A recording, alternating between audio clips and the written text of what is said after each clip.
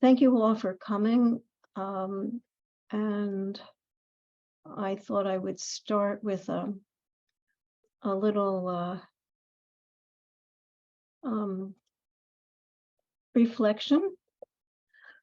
Jews love to say blessings, and they find blessings for just about anything. And I thought to myself, okay, is there a blessing for the sun? Since today we're going to be talking about the sun. So I Googled it, and guess what? The Jews have a blessing for the sun. It's only recited every once in a while. So here's the story. Jews have a blessing for about everything. And the more you bless, the more gratitude, the more the world will be better. So according to Jewish tradition, the sun was created on the fourth day of creation, because according to Jewish law, it considers the time of the unit of the day to span from evening to evening or sundown to sundown. The beginning of the fourth day, so to speak, is the Tuesday evening at sundown. The 28-year cycle for the sun begins and ends at the same point where the sun comes back to the same point where it was created. So every 28 years, Jews get to recite this blessing. And the blessing is basically a blessing that says, "Blessed are you, God, ruler, master of the time and space, maker of works of creation, and who reenacts the works of creation through the sun." And when we use solar energy, we are reenacting the work of creation because we're renewing creation. So with that, I want to turn the program over to Monica Carey, who is, I don't know your new title, Executive Director, Grand Poobah of the Pennsylvania United Solar United Neighbors, and you can talk to us about a little bit about what Solar United Neighbors is, as well as what you want to tell us about and why this is a good time in Pennsylvania to be fighting for solar. So thank you very much, and thank you all for coming. Thanks, Phyllis. Thanks, everybody. I am really delighted to be invited tonight to talk to you. And I see folks that I recognize, which is always really exciting. Hi, Dave. And so Phyllis, you gave me a couple of promotions, which I appreciate, but I am the Pennsylvania Program Director for Solar United Neighbors. And I am going to go ahead and share my screen because I do have a presentation that I put together. Let's see. Everybody able to see that? Okay, good. Yeah, so I want to tell you a little bit first about Solar United Neighbors and who we are, what we do. So we are a national 501c3 nonprofit organization, and we really focus on advocating, organizing, and educating people around rooftop solar. Now, I just want to be clear, that does not necessarily mean solar on your roof. It is a way of saying distributed resources, distributed energy resources. So it could be a ground mount, it could be on a carport, but basically it means that it is user owned. It's not those large grid scale solar installations. But we really focus on that because we think that people who own their own energy production, they are participating in energy democracy. They're taking control of the grid away from utilities and putting it back in their own hands. And so we want to give those folks the tools that utilities have been using for a long time to, lobby legislators and enact their own desired policies. We think that, each state legislature and the federal government should be focusing on homeowners who also go solar. So I want to share a little bit today about Pennsylvania's Alternative Energy Portfolio Standards Act. It is a bit of a mouthful, so I'm just going to be calling it the AEPS, which is how it's known. And this is one of the most important laws in Pennsylvania, and you may not even be aware of it, but essentially this was a law that was passed in 2004. And at the time, it was incredibly progressive and forward-thinking. one of the few in the nation thinking about switching its grid to renewables. So essentially what the AEPS Act says is that electric utilities are required to get 18% of the electricity they sell from alternative energy sources. And that 18% goal was to be achieved by May of 2021. So they gave themselves a really nice long on-ramp. Each year, the target raised slightly. So it started off with 1.5% goal, and then the next year it rose to 3%, and every year after that rose by a certain amount. And that was a way for them to have kind of goalposts along the way that they could keep track of and see how they were actually meeting their targets. Now, the issue with the AEPS Act and the way it was written and passed is very unique to Pennsylvania, which if you work in Pennsylvania policy, you know Pennsylvania is unique. So the problem is really right there in the name. It's the A of AEPS. The energy sources are not renewables, they are alternative. And so you can see that they're actually broken down into tiers. There's tier 1 and tier 2. Tier 1 contains more of those renewables, but it's not just renewables. So there is wind, there's solar, solar thermal, hydropower, but there is also biomass, there's byproducts of wood manufacturing.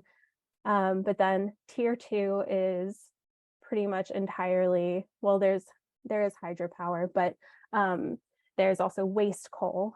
So, and integrated combined coal gasification. So there is good and bad about the bill as it exists.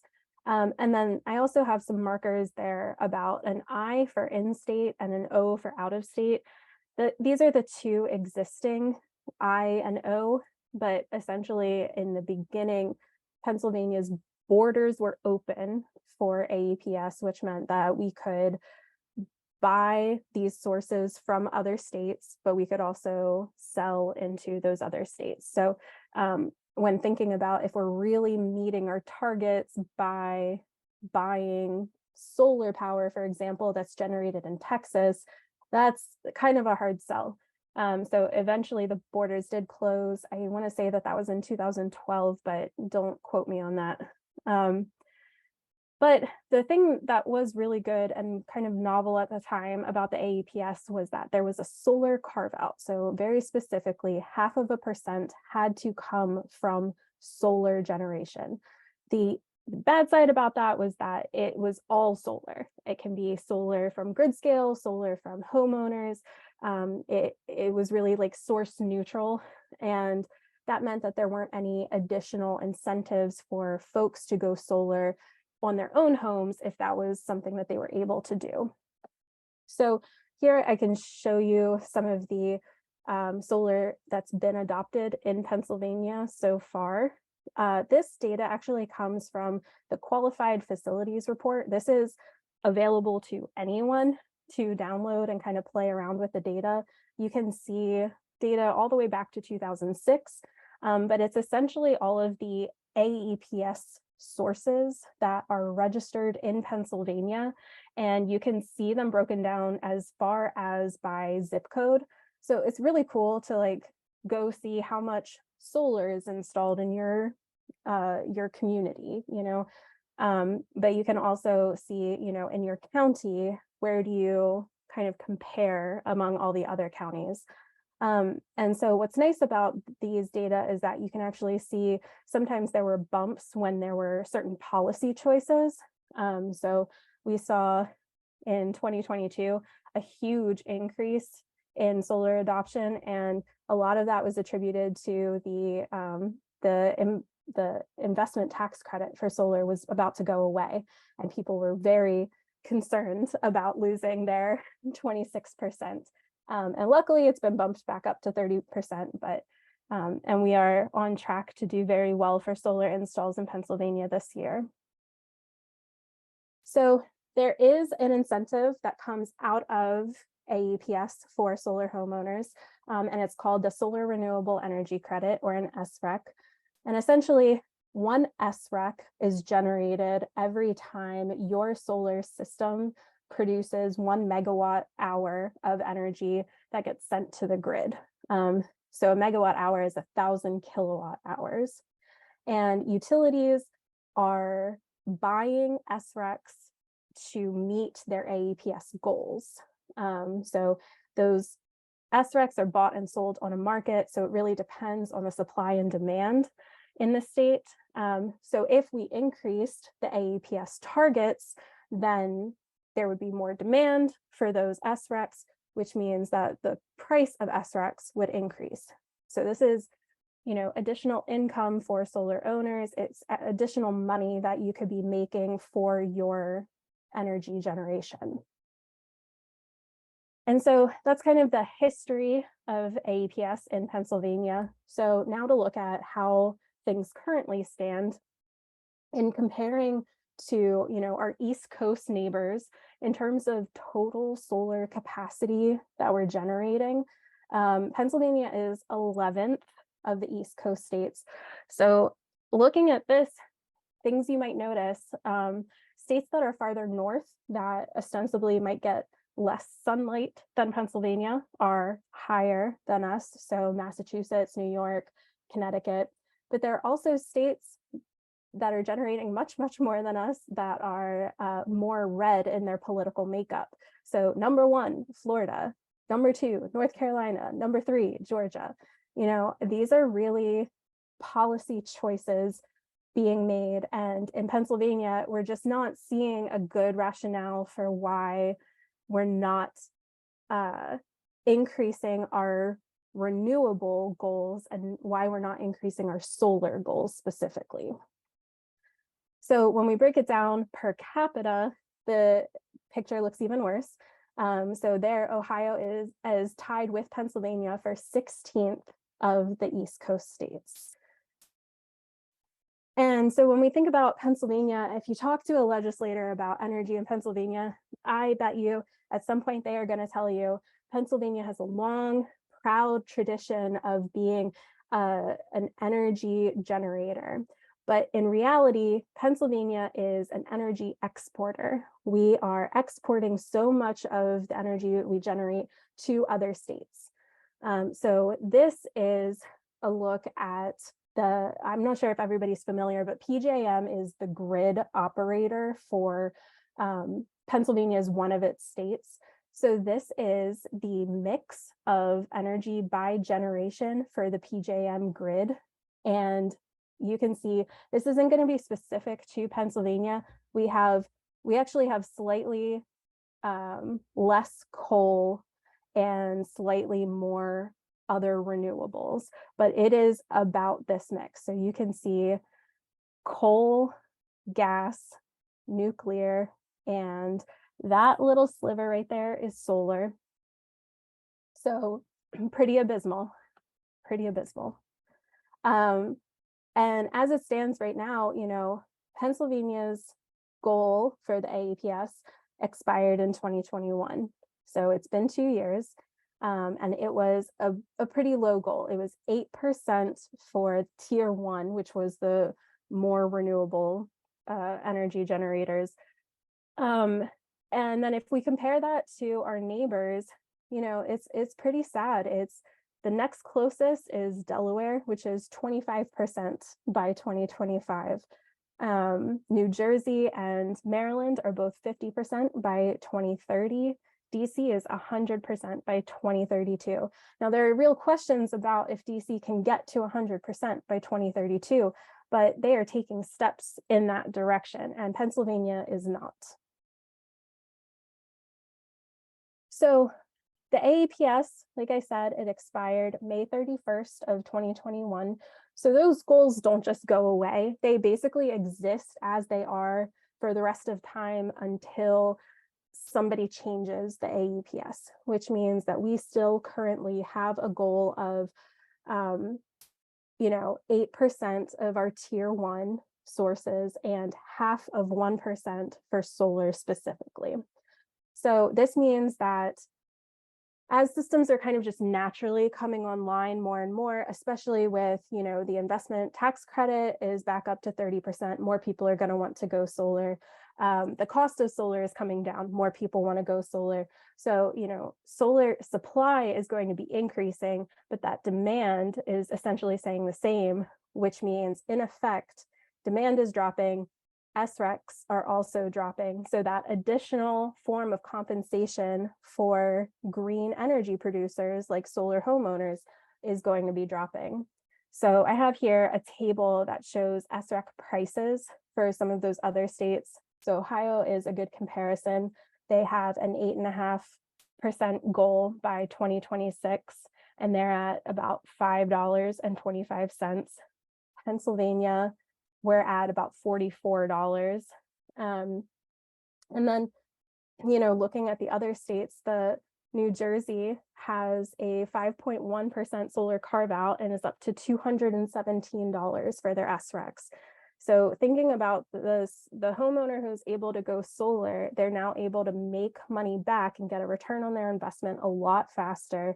But it also means that their government sees the green value of solar and is willing to make sure that they're compensated for it. So in Pennsylvania, there are a few bills. So I think everybody here is probably aware, but we're about a quarter of the way through this current legislative session. So it started in January of 2023 and it'll run until December of 2024. We're currently in budget season, so nothing's happening except for the budget. But apart from that, a number of bills exist that have the aim of increasing Pennsylvania's renewable goals. Some of them do it in very different ways. So at Sun, what we think is that we have this existing framework in the AEPS. It exists, it's understood by legislators, they know how it works. Utilities get it, they already know how SRECs work, how having a goal to achieve is going to be documented every single year by the Public Utilities Commission. The PUC understands the AEPS. So from our perspective, we recommend essentially taking the existing AEPS Act and expanding it. And that means both expanding it in length of time, but also increasing our goals. So there are two bills, Senate Bill 230 and House Bill 1467. They're companion bills. They're essentially exactly the same. There's one minor difference in House Bill 1467. But what it does is it takes the 30 by 30 campaign promise that Governor Shapiro made. So it gets the governor on board, but it increases the solar carve out to 14%. And does this really amazing new thing where it essentially takes that solar carve out and splits it into its components. So 4% has to come from distributed generation. So that's rooftop, it's solar homeowners. 8% will come from grid scale solar, and then 2% will come from community solar. And that piece is really exciting because this bill then does double duty in expanding the AEPS and enabling community solar. So for anybody who's not familiar with community solar, make sure to ask me at the end. I'm happy to describe it a little bit further, but I'm pretty close to finishing here. So in talking to others and to your representatives about expanding the AEPS Act, there are so many benefits to doing it. So homeowners, schools, churches, businesses are all able to save money by going solar. That's just generally true. But then by increasing the amount of renewables on the grid, you're able to save money for everybody who's connected to the grid. You have cleaner air and water in your communities because you're not using as much fossil fuel generated power, lower carbon emissions for the exact same reason. So farmers are ones who often host community scale or grid scale installations. So they're able to earn money for leasing their land, which means that more farmers are able to keep their land and keep it in the family and using it as a farm for many more generations. We also see that increasing the amount of solar in the state increases the number of family sustaining jobs, which is really important. If you see a decrease in the amount of solar targets or anything that really weakens the solar market, those jobs are just they're gonna go into New Jersey or into Maryland, any of those other places that have, those better renewable portfolio standards. The other thing is that AEPS expansion has bipartisan support. So the image at the bottom is from a survey taken of rural and urban voters in Pennsylvania. They say that the policy that holds the greatest promise for addressing Pennsylvania's energy demands in the next 5 years is investing in renewable energy sources, specifically solar and wind. It is not continuing and expanding natural gas production. It is not continuing and expanding coal production. People really see the value in renewables. So what can you do? And I really appreciate the invitation tonight because, I've heard that you're very action oriented and so is Sun. So I think this is wonderful alignment. So we recommend that you tell your legislators to support Senate Bill 230 and House Bill 1467.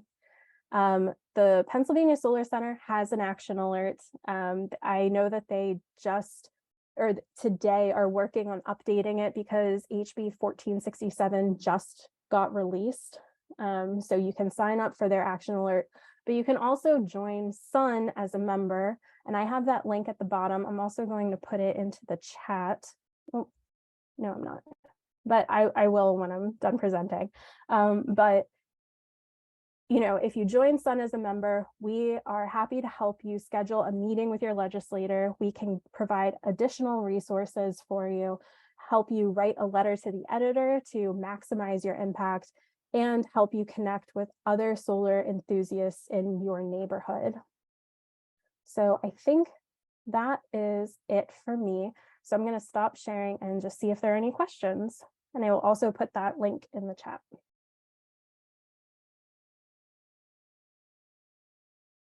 Thank you very much, Monica. You really covered a lot of territory.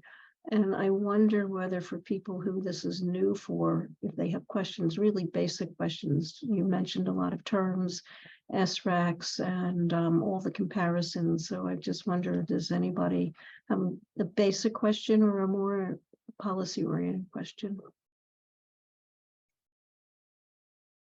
Yeah, I'm happy to take any of those. I have a question.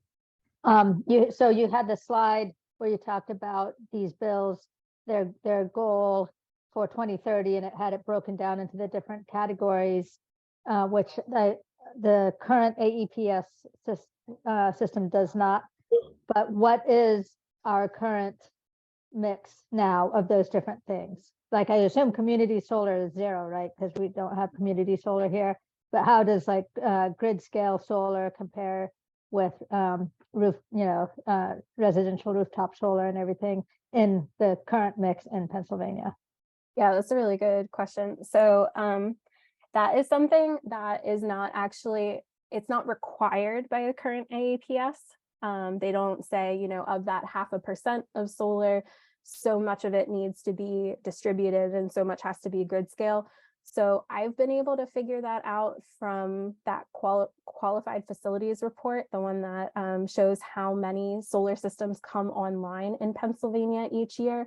And it turns out that I think it's 97% of solar installs in Pennsylvania are residential. It's hugely disproportionate, and some of that is just there isn't a lot of policy in Pennsylvania to benefit folks who want to come in and develop grid scale solar. There isn't an appetite from utilities for that solar. there's no appetite for it from homeowners either, but at least homeowners can take the tax credit and can get net metered. And, there are like a couple of other levels of financial benefits, but for grid scale, that just doesn't really exist. My understanding is that there's a backlog at PGM for the interconnection queue for grid scale. Could that also be a problem? And what's being done to address that issue? Yeah, there is a backlog in the queue. A lot of that is because folks were trying to get in line in case community solar was passed. They were essentially like developing this project and then hoping community solar would pass. And the way that the PJM queue works is they have to study, project 1, and if it's viable, then see how it impacts projects 2 through 5. If project 1 leaves, they now have to start over with project 2. It is so redundant. They are working on fixing that process. But yeah, I do think that there's a lot. I think what we're seeing is as more people across the country are adopting solar, there are all of these places where solar policy is just lagging. And that's not just at the state level, it's also at PJM. Yeah. So Wendy has a question. She's looking to increase her solar production. The SRECs do not appear to offset the cost of the utility service connection. She presumes that there's no SRECs if one uses batteries and independent of the grid. Is that correct? That is true. If you use batteries, if you're not sending anything to the grid, you're not going to generate SRECs because it has to be energy usable by the utility to resell. Yeah.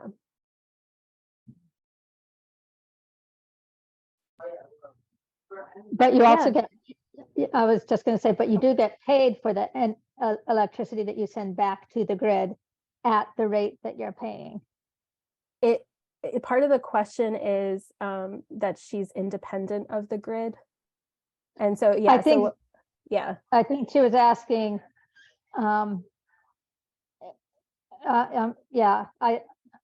yes, if you're independent of the grid, then you wouldn't be sending anything back. But what I'm saying is, if you're choosing between being independent of the grid or connected to the grid,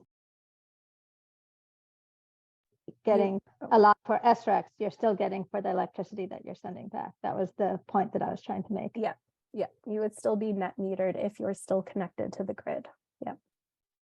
May, I think I saw you raise your hand. Is that true? Oh, yes, I was just curious because this is sort of an interesting self-selected group here. How many people here are residential solar people? I know I am. Just kind of curious. Right? A lot of people are have no video on right now. And is it I was a little shocked when I got a $372 check from PP&L this year because of the excess energy I had generated for them, which was considerably more than I had received in the past couple of years. But my solar has only been up there for a couple of years, so I thought, well, that's kind of weird. But maybe that's because of what you were just talking about regarding the reimbursement rate, and that went by so fast. The reimbursement rate being something like $44 or something. Is that right? Yeah, that's per SREC, and then you would be reimbursed by your utility at the end of the year, which is May 31st for utilities, and that's a different issue. That's net metering, and yeah, which I can talk about, but it's going to get very in the weeds. That's okay. No. I was just kind of curious how many people here, are, and if you aren't, the question would be, what's holding you back? Is it the investment? Is it finding an installer? Is it getting through? I had to jump through hoops here in Harrisburg with the. I'm somewhat close to the historical district, right? So they, had a few things that they wanted to make sure that I didn't didn't do that would go against their policies. But I'd be curious to know, because if I'm talking to my neighbors, I want to be able to address what seem to be some of the common problems. Yeah, well, I will say the biggest problem that we hear about is folks need to have their roof replaced. You need to have like a pretty new roof. And so that and cost are kind of the big ones. And then I just want to, clarify our perspective at Sun is, solar for homeowners is really the way to own your own energy. The AEPS Act means that everybody in Pennsylvania benefits. Solar homeowners benefit, but so does everybody who uses electricity from the grid. You're increasing the amount of renewable energy generation, which means you're decreasing the amount of fossil fuels. And that means that it's a cleaner grid, it's cleaner atmosphere for you. But it's also just a more reliable, stable grid because you have so many sources of generation that if one goes out, all these other sources are there to play backup. If looking at that PJM generation mix, like such a huge piece of it was natural gas. If natural gas power plants go offline, it's going to be a massive blackout. So just increasing the AEPS Act really means that you can kind of avoid those blackouts. Bill, you've been waiting for a while. I'm sorry about that. Go ahead. Hi, Monica. Thanks. I was just curious. I'm still a little bit not calmly understanding why different states get different SREX value. What is it about New Jersey and DC that gets them such a high? Because I thought you indicated that as more solar comes on the grid, the value of SREX will go down. And I'm trying to get the correlation that DC has a 100% goal. So why are the values so high? Yeah, so the goal, in that case, it really comes down to the goal for solar specifically. And so for New Jersey, it was 5.1% by, I think it was 2030. And then DC has a solar carve out of 10% by 2041. So what that means is that utilities are required to sell electricity that is 10% from solar by 2041, which means they now need to find enough solar generation that they can incorporate that into their energy mix. So they need more solar homeowners selling their SRECs. So when that happens, the demand increases, so the SRECs increase. So in those cases, New Jersey was $217 and DC was $422. In Pennsylvania, we have such a low solar carve out, it's 0.5%, and we've already met that. So there really is no demand for it anymore, and supply is increasing. So that SREC price is just going to come down. Does that make sense? Yeah, that helps. And so the first step would be if we do increase our solar carve out in Pennsylvania, our SREC values would go up for a period of time. But as more solar goes on the grid, then eventually the prices come back down because the utilities have enough solar and they don't have to pay as much for it anymore. Well, that's why the AEPS is usually extended over, a length of time. So this one goes out until 2030, the one that's proposed. So that would be, 7 years of SREC prices increasing. And then, we always want to be able to go in 2030 and extend the AEPS again. I think everybody is going to be working towards increasing their renewable portfolio standards kind of across the country until we get to, well, I don't want to say 100%. I don't know if that's feasible, but 50% by 2050. Well, thank you. Yeah, thank you. So David asked a question. How new does the roof have to be in order to put the panels up? So if you have a shingle roof, it needs to be less than 10 years old. If you have a metal roof, you have much more wiggle room because they have a 50-year lifetime, but solar panels last 25 years. And so the ideal situation would be you can install the solar panels and just leave them and not need to replace or repair your roof over the course of that 25 years. Because, Yeah. I was Yeah. under the impression that solar panels actually protect the roof. Because you They have a roof over the roof. They do. They do. The problem is if you have existing damage, solar installers don't want to install on that. And if there are weird cases of like an animal crawling underneath, like very rarely, but okay, Phyllis, you have a horror story. Yeah, squirrels. Gotcha. But it wasn't the roof, it was the panels themselves. So we Oh. just put up a solar roof around it, and the squirrels did not like that. So, any rate, Dave B has a question. Yeah, Monica, thanks. For those of you that don't know, Monica started a co-op in Lancaster County, and the goal was to have 100 families by the end of July, and over 100 families or households already. So that's kind of cool.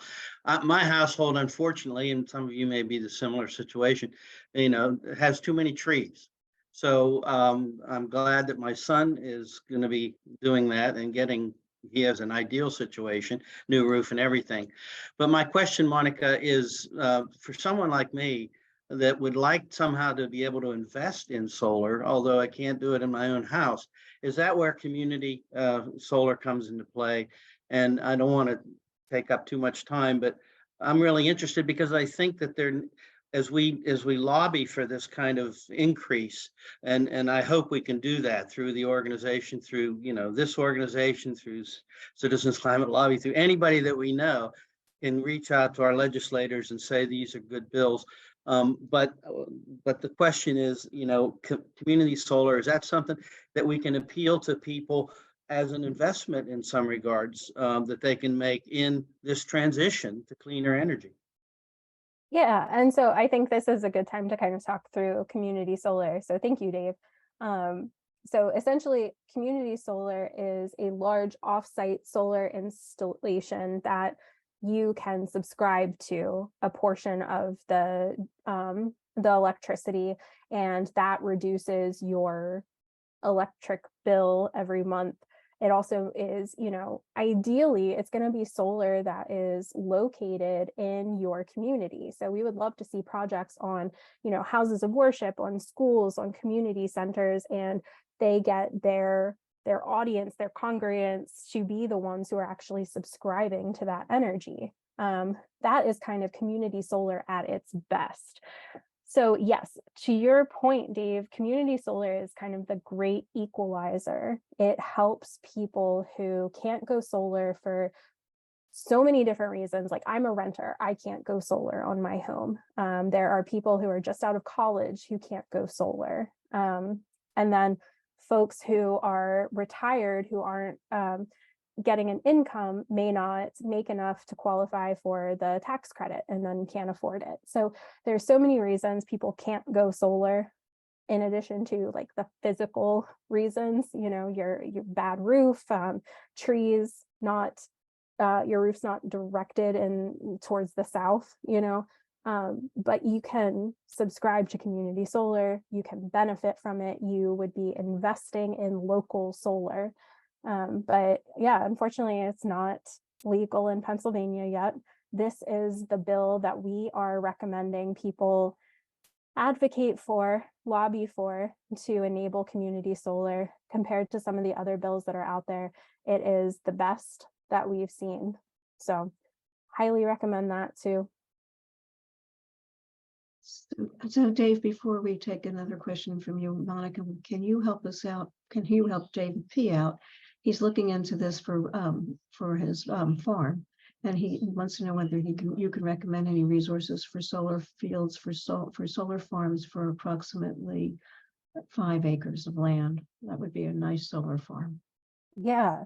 My recommendation is going to be the Pennsylvania Solar Center. They are an excellent resource, and they have a lot of connections that I think are going to help you, Dave. So I just put the link for them in the chat, and it's going to be Leo Kowalski and Amelia Egan. They're going to be the ones there that you want to talk to. They're really great. Thank you. So Yeah. Bill wants to know, and we all do too, what's your read with your crystal ball on the legislature? Are we going to be able to pass this? An improved AEPS? I'm trying so hard not to become cynical while working in Pennsylvania. It's hard. There is not a ton of support for anything renewable, but specifically solar.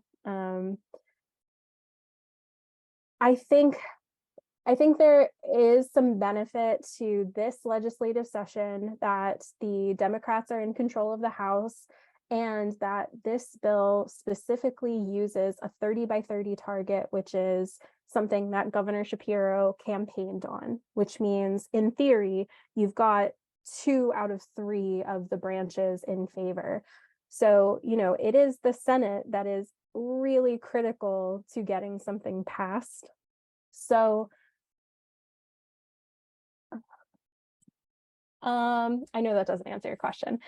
I remain optimistic, but realistic that Pennsylvania is just kind of hard. It's not going to get rolled into the budget, right? No, it's not going to get rolled into the budget. So there's no chance of it happening until after the budget's passed. Right. It hasn't, if it gets a hearing, it's going to get a hearing in the House, and that bill just came up. So I would recommend folks start lobbying their House member over basically once the budget is passed, because then they can kind of work on anything. Okay, so be mindful of when the budget passes. Once the budget passes, then we're going to start working on lobbying our House members. And how about the Senate? Do you think we ought to start working with the Senate when the budget passes also? I always think that it's worth having conversations with senators about the need to increase the amount of renewables and solar specifically in Pennsylvania. I always think that there's going to be room for that conversation. And, eventually, if the bill passes the House, it's going to get to the Senate. So, they'll also kind of be on break after the budget is passed. So David, you have another question? Yeah, Monica, there is another bill in the Senate now, isn't there? I was asking you about that earlier, and it's a Republican-based bill, and you said it wasn't a very good one. That was a community solar only bill. Yeah. Yeah. So that one I am still wary of. So since there are 2 bills here for AEPS that also enable community solar, I would use those by name when talking with legislators. It is much more impactful to have a bill that you can urge them to support. Otherwise, they kind of flounder. They say, that's nice. What am I supposed to do with this? That's good advice for any time we talk about it, but especially when there's competing bills that we're not favoring. Yeah. So Julia has a question about how do you address questions about renewable energy waste at the end of its life cycle, as well as the mining of materials to produce the components. I don't know how to counter these questions. Obviously, we're hearing from her neighbors or family about, well, that's really not so green after all. Yeah, and there is a legislator who really likes to talk about how you can't generate renewable energy without burning fossil fuels. So that is something that I have heard as well too. I think the goal is we're never going to get to a place where we're not burning fossil fuels until we get to a place where we're not burning fossil fuels. It's always going to be us trying to move forward. So questions about energy or solar panel waste at the end of the life cycle, that is something that, there's no law around that. And we saw this huge uptake in solar in the last decade, which means that in another decade or so, we're going to see huge numbers of panels that have nowhere to go. They can't be landfilled, and like, we don't really want them to be landfilled. So we really need to find a solution now. There are a lot of, in the industry, people working on figuring out recycling of solar panels. So that's really good, but having policies in place saying, you know, these panels can't go to the landfill, you need to figure out how to recycle them, or like X amount needs to be resold and the profits invested into, you know, energy burdened communities. Those kinds of things are policies that we can advocate for now, but we need to be proactive. And then your question about the mining of materials to produce components, it's a huge question. It's a huge concern, especially around battery technology. And I don't really have a good answer for you. I think, as with anything where you're a consumer, you have to do the research, you have to understand like where your materials are being sourced from, who's being impacted, and decide if that is the right purchase for you. It does have to kind of come down to consumer choice, but we need to have a clear view of kind of the supply chain in order for that to be true. So it was a very long-winded, kind of soapboxy answer, but I hope that that helped. So David T., I wonder if you could give us a little bit about the demonstration that you went to this afternoon. Tell us a little bit of background on what they're asking for. Yeah, it's a group called Power that is advocating for, I mean, we're trying to pressure PICO to, they have to put a plan into the PUC every year. I mean, every 4 years. And it indicates in that how much, where the energy comes from and where it's required to come from. And right now, I think you were saying, Monica, that it's at 0.5% renewable, right? And that's ridiculous. It just seems like they ought to have it a lot higher than that, or at least be moving in that direction over the next years to have long-term goals to have more renewable sources of energy. So we're trying to put pressure on PICO to do that. Was PICO there? No, this was a press conference to announce the plan. There's an article about it in the Inquirer this morning that was pretty good at describing what we were asking for. There were about 150 people there, something like that, and speakers from solar states and from Power and from different groups and from the city council. So, it's really at the beginning stage of I mean, there've been people working on it for 6 years to pressure PICO.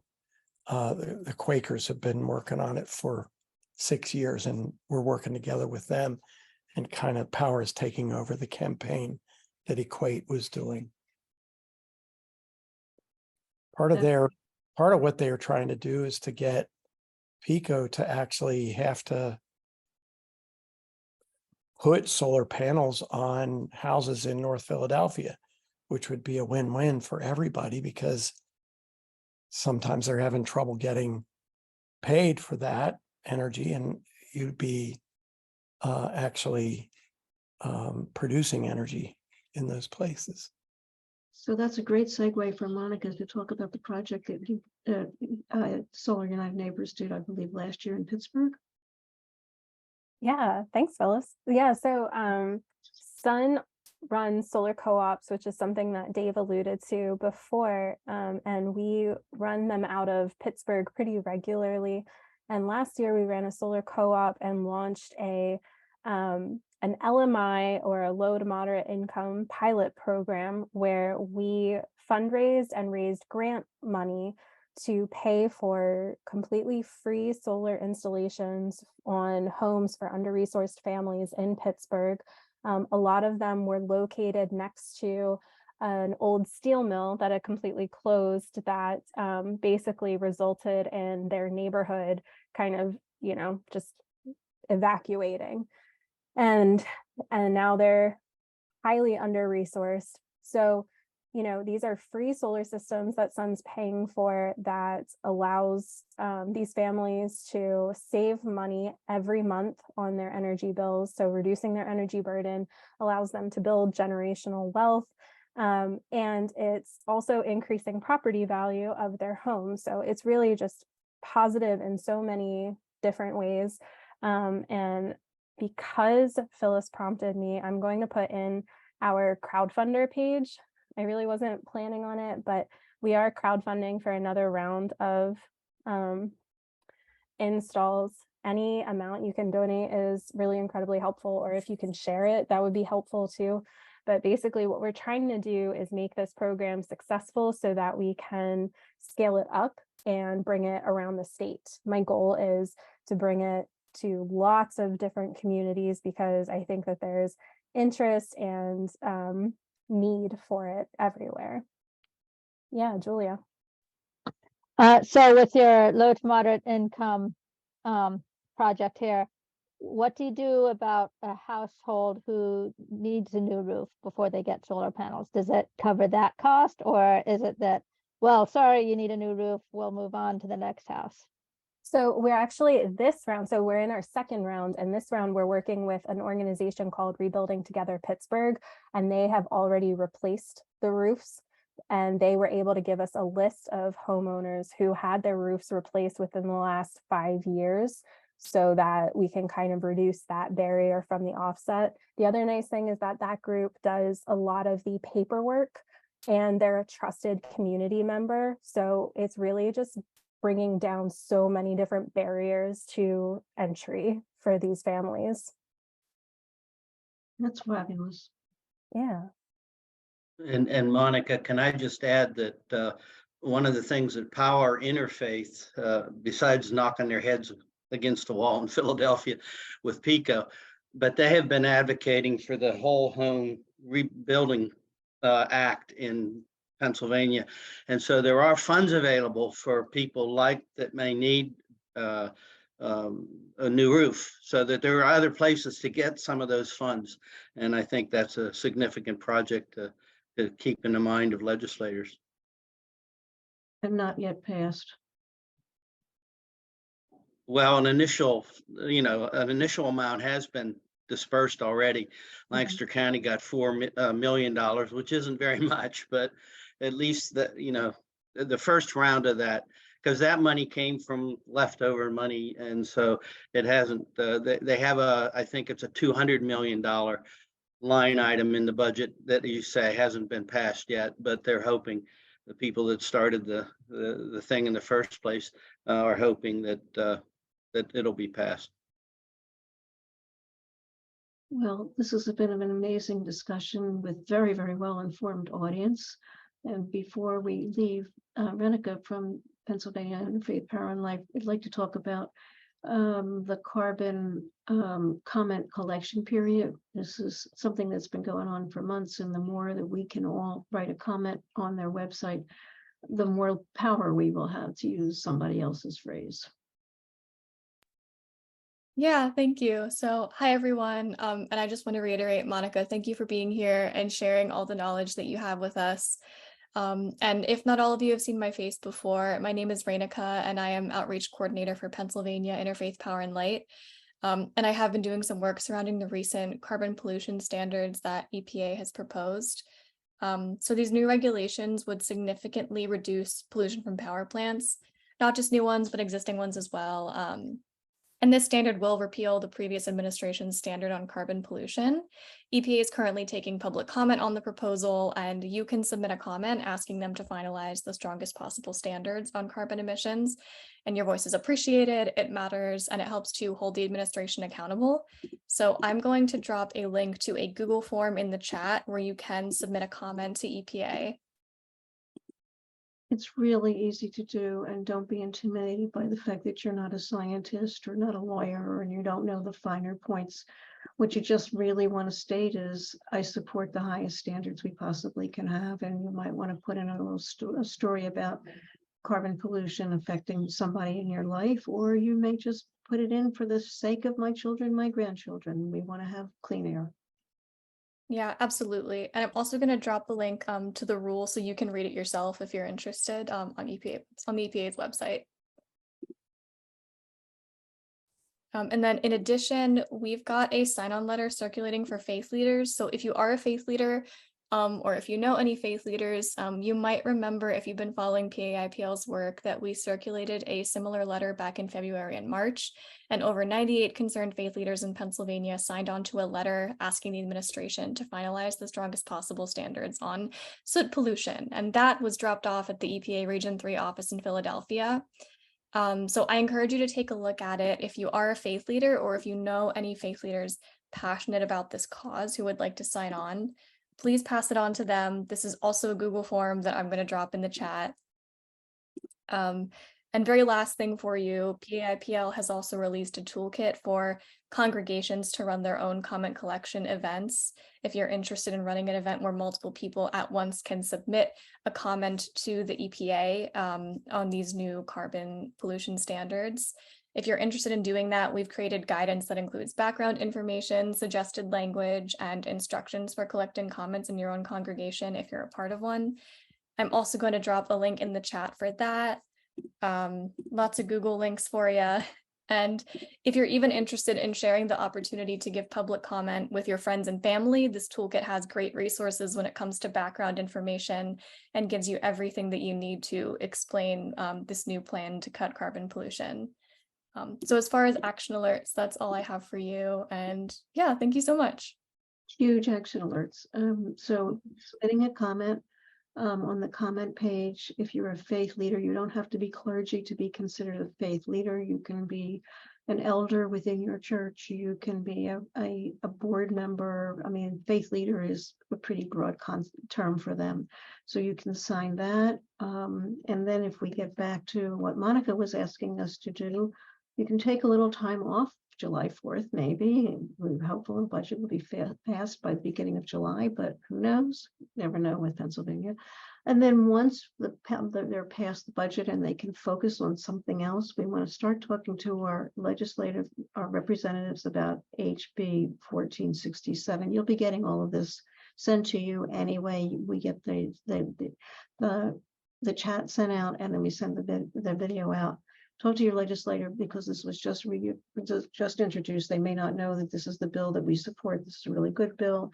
And we also want to be talking to our senators. These are both state level, SB 230, because the senators may not realize that this is a really good bill compared to, there have been so many bad bills that have gone out that even though they look green and they look sustainable, they're to help other people, like the developers, not really helping us. They're not really helping us bring more solar energy. And so we finally have a bill that, if United Solar Neighbors and in Pennsylvania Solar Center is in favor of it, that's a pretty high standard. So very, I'm joyed that we have both the House and the Senate bills named now. So that's wonderful. And Monica, you're always so informative and you make things so clear. Technical in the weeds subject, but you made it sound like, oh, people can understand this. So thank you so much for that. And any final comments that people would like to make? Thank you, Renica, for always telling us what IPL wants us to be doing. And they always good actions that are very actionable, doable. Thank you all so much for having me. I really appreciate it. And if people have topics for what they would like to talk about, July, August, September, etc., this meets monthly, generally on the third Wednesday of the month. Last Wednesday was the solstice, and I was actually tabling for all sorts of energy things at a solstice environmental fair. Please get back to us at IPL and just suggest a topic, suggest a speaker. I'm always happy to have more people giving me ideas. So thank you, and everybody have a safe and wonderful 4th of July holiday. And remember that this is a democracy and that we have a lot to be proud of to be part of America. Thank you.